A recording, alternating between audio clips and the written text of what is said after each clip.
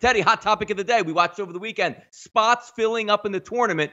And you're going to get those March bad beats. You're going to get those March crazy comebacks in the ultimate rock fight yesterday, Teddy, with Northern Iowa and Bradley. An 18-point lead. Might as well have been a 40-point lead in other basketball leagues. Not the case in this one. A comeback all the way back down the stretch. And Bradley backers run to the trash can to get their RIP tickets. Yeah, they sure do. Cash the -1.5 for Bradley at the close, despite being down 18 in the second half. No sweat, no fuss. Bradley cashed. Yeah. Wisconsin cashed too. They blew a 23-point lead yesterday in the second half, forced into overtime. But the extra 5 minutes, hey, no problem. Badgers win, Badgers cover. No sweat there, huh? No, it was crazy. You also saw a nice comeback by Delaware yesterday. But taking a look at those two teams, NIU with a lead of those proportions, or should I say UNI, I could always get them confused with the Huskies. They just slow it down. They make the right move. They don't turn it over. So when I saw the 18, Teddy, at first, I wasn't even going to tune back into the second half because I'm like, that game's over. Sure. Just get to the next one. Then you see the comeback coming down the stretch, and it's a lot of fun to watch. And also a key ingredient in that game, a 6-point possession in a 1-point game by Bradley called on a flagrant foul late. Yeah, that makes a big difference, obviously. But when it comes to comebacks, pace has so much to do with it. The team to go up and down the court, guess what? Much easier to have a double-digit comeback win. A team like Northern Iowa and Bradley, a game that's being played at a snail's pace, things have to go very, very right on possession after possession after possession to race that 18-point lead.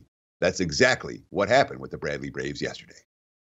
You know, it's interesting too, Teddy. Every time you bet a basketball game and you have that lead, let's just say you're in a game like that spread, -1 Bradley. You have a nice double-digit lead at the half, and you're saying, why did it have to be halftime right now? Because all the momentum changes up, and you see it quite because they're still kids. It's 18, 19, 20. There's a lot of pressure in these games. Get ready for more of that stuff in March Madness. But I'll tell you who shouldn't have been under pressure yesterday, Teddy. That was the Golden State Warriors and -17 at home. If you've watched that betting show, which we know you have, we've talked about those money burners out for the Warriors. My goodness, what an epic collapse last night, losing to the Suns. Yeah, and this is a stat I was not able to independently confirm this.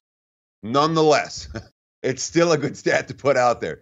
Teams that were underdogs of 17 points or more over the last 20 seasons in the NBA, there have been 86 instances. One of those teams won straight up. Well, now it's 2 of those teams won straight up after Phoenix did it yesterday. Not easy for a plus $1,500 ticket on the money line to cash. And again, you had to shop around for that. But that was at the Superbook USA right here in Vegas, plus $1,500. If you had the Suns in the money line at plus $1,400, you're not going to be killing yourself for not getting that extra value. But, we saw Steve Kerr essentially what appears to be him cursing out Draymond Green. For the lip readers out there talking a lot about that this morning. It's a Warrior team, as you mentioned, continues to be the single worst point spread team in the entire NBA this season. Obviously, they didn't change yesterday when they lost straight up. Klay Thompson, quote, probably the worst loss of the season, unfortunately. Yeah, when the best team in the league loses at home to the worst team in the league, you can count that as one of the worst losses of the season. No question about it. Golden State, I'll tell you, they're going to be priced next time like a team on a mission. I'm not backing them. I'm not laying points with them. Not this better. One of the first times, Teddy, that in the NBA, you don't get very many coaching sessions that you can use and get the players' attention. Now, maybe for once, just sleepwalking through the season, you could say, look, it's got to stop now. We just lost at home to the Suns. And a huge streak snap, too. 18-game streak. Wasn't long ago, Teddy, that the longest streak in the NBA was those Philadelphia 76ers and Oklahoma City Thunder. But now that one snaps it back. So I'm sure somebody out there is with a 13-14 game ready to take the lead in that one. Interesting, Teddy, NFL always continues. We're now in the tampering period of free agency, but a trade was made over the weekend. Antonio Brown gets shipped off to the Oakland Raiders with a big contract, a 3rd and a 5th round pick. There's a lot to go over in this deal because if you're looking from the outside and you say, well, what a great move by the Raiders. They pick up a, veteran receiver who's dominated over the past couple of years, only gave a 3rd and a 5th up, but there's so much more, Teddy, to this story. Sure. I mean, there are some things to like about Oakland, being that when you look at the overall term, they traded Amari Cooper for a 1st rounder. They get Antonio Brown for a 3rd and 5th rounder. That's, good deals in that sense of the picture. However, when you look at all, and the other issue with Oakland is they have plenty of salary cap space. You know, they didn't spend anything in free agency last year, tons of space to sign Antonio Brown, and it's obviously a team that any team can use a playmaking wide receiver. But when you look at the Raiders and look at the number of holes that team has to fill this offseason, spending big money on a marquee wide receiver that's not going to win you a title. They're 80-1 to win the Super Bowl next year. In my mind, it's not as much of a fleecing as some of the media are giving Oakland credit for. When it comes to fleecing their trade partners, Raiders haven't done that a whole lot in the last 20 years. No, and I completely agree with your point on that, because when you see out there on the outlook, the fantasy football players say, oh my goodness, how could you give up on Antonio Brown? He's going to the Raiders. If I'm looking at Antonio Brown, because you're going to take the malcontent of the wide receiver, there's no question he dominates on the field. There's no question he's going to put up numbers next year. But if you are the Oakland Raiders, I thought they were heading, Teddy, down the right path, heading to Las Vegas. You know, slashing salary cap, gaining draft picks. We'll see if we can win next year, but it's more important down the line when we really make that push. We're going to have this young core ready to go. So you add the aging veteran in there, you sign him to some money. I like the free agent signing they picked up today with the left tackle out of New England. But this one says to me, Ted, if you're going to add a wide receiver of this caliber at this age, at this money, you're making the playoff push. You're making the Super Bowl run. That's not going to be the case. So if you're telling me when we go to Vegas in 3 or 4 years, we're ready to make that run, well, now you have a $20 million wide receiver who's 35 years old. I completely disagree with the move. It's nice for, hey, we got Gruden, we got Mayock, we got Brown now. Come watch us play. That's fine. But if that adds from 4 wins to 5 wins or 6 wins, what was the actual point of it? And the other issue is that it's not like the Raiders have to get a guy to sell tickets.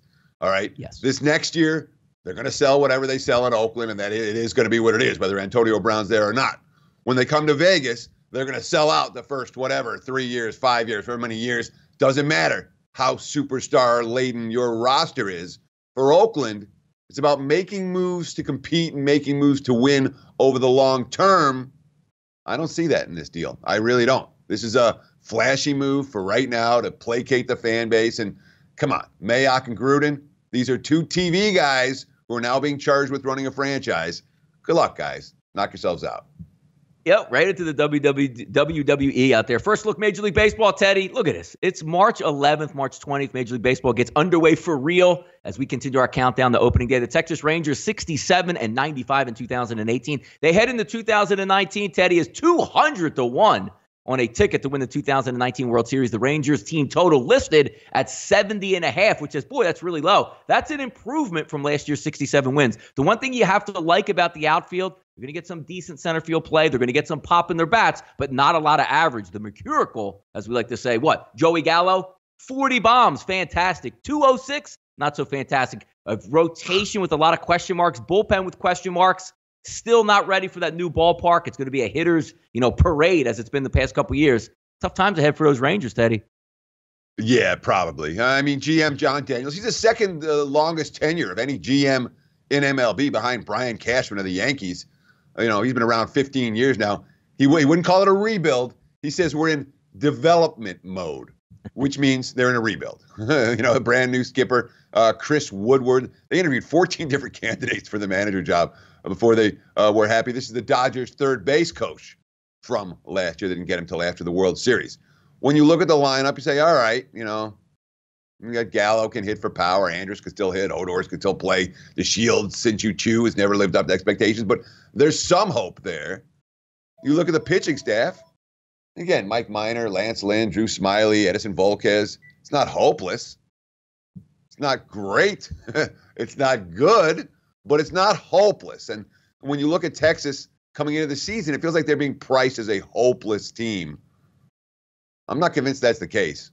I think the Mariners are worse, and I think there could be at least a little bit of money to be made backing the Texas Rangers this year, and I'm looking forward to betting some of these games up and over the total in the hot summer months in Arlington. No surprise here if the Rangers are a slugfest team throughout the hot summer months.